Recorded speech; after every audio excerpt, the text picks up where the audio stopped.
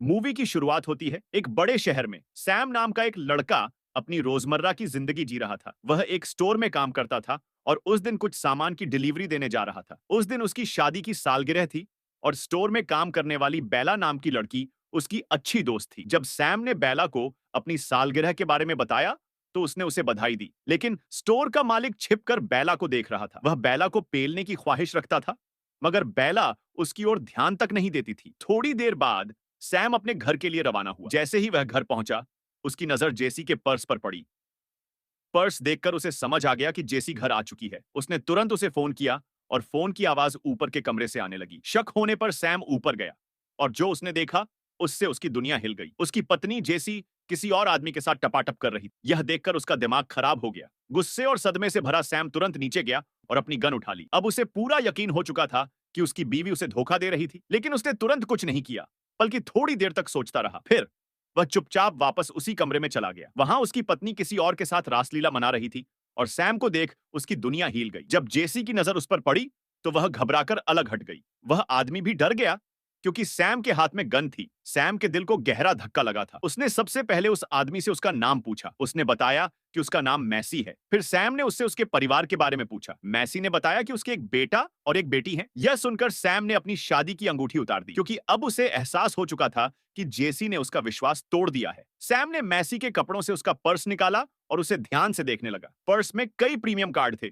जिनसे यह साफ था कि मैसी एक अमीर आदमी था। इसके अलावा पर्स में काफी पैसे भी थे, लेकिन सैम को उसकी दौलत से कोई मतलब नहीं था। उसने पैसे उठाए और उन्हें फेंक दिया। अब सैम ने मैसी से उसके काम के बारे में पूछा। मैसी ने बताया कि वह पहले एक पायलट था, लेकिन अब रिटायर हो चुका है। यह सुनकर सैम ने कहा, मैं भी पायलट बनना चाहता था, लेकिन टेस्ट पास नहीं कर सका। इस पर मैसी बोला, मेरी काफी जान पहचान है। अगर तुम मुझे माफ कर दो तो मैं तुम्हारी मदद कर सकता हूं। लेकिन सैम के लिए यह सब बेकार था। वह उसे माफ नहीं कर सकता था।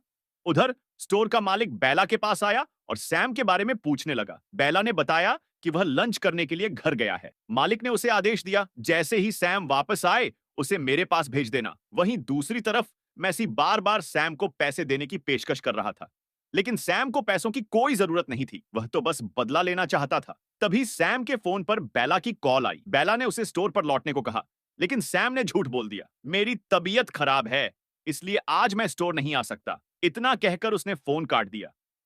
इसी बीच जेसी बाथरूम जाने के लिए उठी, लेकिन सैम ने उसे कमरे से बाहर जाने नहीं दिया। उसने जेसी के सामने एक गमला रख दिया और कहा कि मूत्र विसर्ज करे। यह सुनकर जेसी गुस्से और शर्म से तिलमिला गई, लेकिन वह कुछ कर नहीं सकती थी। इसके बाद सैम ने मैसी का फोन निकाला और उसे दे दिया। अपनी बीवी को फोन करो और उसे अपनी गलती के बारे में बताओ, सैम ने आदेश दिया। पहले तो मैसी ने मना किया, लेकिन जब सैम ने गन तान दी तो वह डर गया और फोन स्पीकर पर लगाकर अपनी पत्नी को कॉल कर दी। मैसी की पत्नी रोज, जो एक हाउसवाइफ थी, उसने फोन उठाया। मैसी बोला, मैं मुसीबत में फंस गया हूं। रोज यह सुनकर चौंक गई, लेकिन इससे पहले कि वे ज्यादा बात कर पाते, सैम ने बीच में बोल दिया, तुम्हारा पति तुम्हें धोखा दे रहा है। मैंने इसे अपनी बीवी के साथ पकड़ा है और अभी यह मेरे ही घर में है। यह सुनकर रोज की आंखों में आंसू आ गए। वह रोने लगी और मैसी माफी मांगने लगा। लेकिन तभी कुछ सोचकर रोज ने सैम से कहा, मैं तुमसे अकेले में बात करना चाहती हूँ। सैम ने स्पीकर बंद कर दिया और रोज की बातें सुनने लगा। कमरे में मौजूद किसी को नहीं पता था कि सैम और रोज के बीच क्या बातें हो रही थीं। दूसरी तरफ स्टोर का मालिक बार बार सैम को फोन कर रहा था। जब सैम ने कई बार फोन नहीं उठाया तो मालिक ने उसे नौकरी से निकालने की धमकी वाला मैसेज भेज दिया।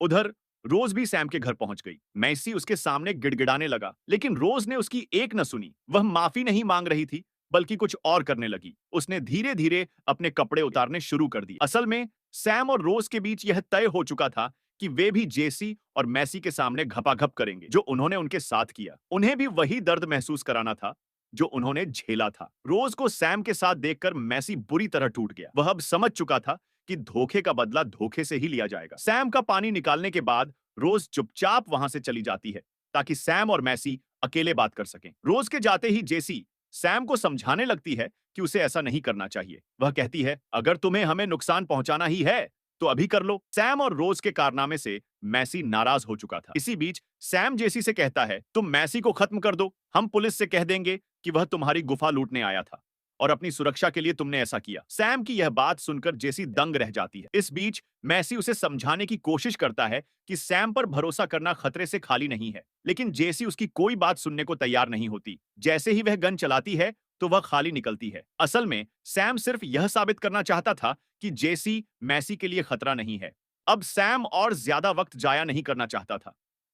वह एक गन उठाकर फायर करता है और उसी वक्त बेला भी उसके घर के दरवाजे तक पहुंच जाती है। वह सैम का हालचाल लेने आई थी, लेकिन जब काफी कोशिशों के बावजूद दरवाजा नहीं खुलता, तो वह चुपचाप लौट जाती है। सैम ने अपनी बीवी और उसके लवर को मार दिया था और अब वह उनकी लाशें बगीचे में दफन कर रहा था। वह अपनी सालगिरह मनाना चाहता था, लेकिन साले हालात ऐसे बन गए कि उसे अपनी ही धोखेबाज पत्नी को मारना पड़ा। सैम को अपनी जेसी पर पूरा यकीन था। वह उससे बेइंतहा प्यार करता था, लेकिन जेसी ने उसे धोखा दे दिया। कभी-कभी ऐसा ही धोखा एक अच्छे भले इंसान को हैवान बना देता है। अब आप ही सोचिए, सैम ने जो किया वह सही था या गलत? वह तो बस छुट्टी लेकर अपनी पत्नी को सरप्राइज देने घर आया था, लेकिन उसे क्या पता था कि असल सरप्राइज तो उसे मिलने वाला था।